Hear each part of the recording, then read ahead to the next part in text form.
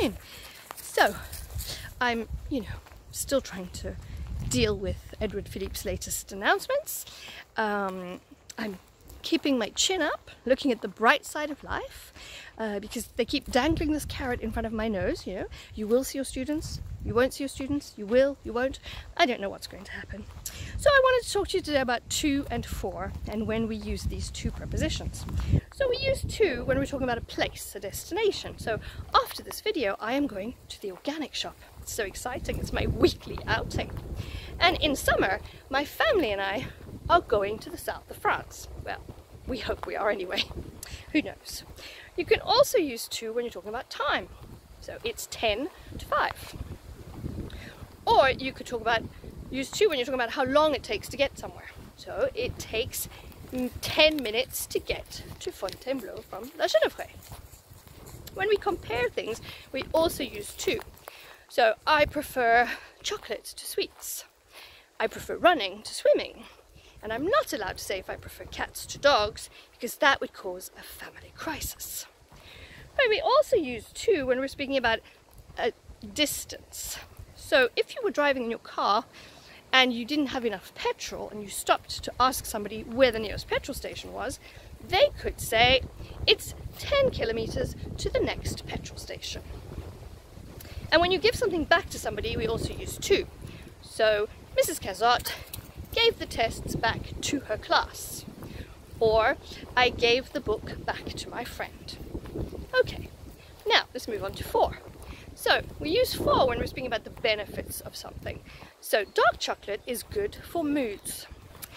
Also we could say sport is very good for both your mind and for your body. We use for when we're talking about a period of time. So I have lived in Fontainebleau for 6 years. But remember, if you speak about the start date, then you would use since. So I have lived in Fontainebleau since 2014. We use for when we schedule something. So I have an appointment for the 16th of May at the hairdresser, and I'm sure I'll meet lots of my colleagues there. You also use for to ask if you agree with something. So to get your opinion. So I could say, are you for the new rules for confinement? Or I could say, are you for or against gun control? And when you do something to help somebody, you do something for them. So you could say, I'll carry those bags for you, or I'll do your homework for you, which is never a good idea. And lastly, we use to and for when we're speaking about the reasons for something, or the motive for something. So you could say, she came to France to study.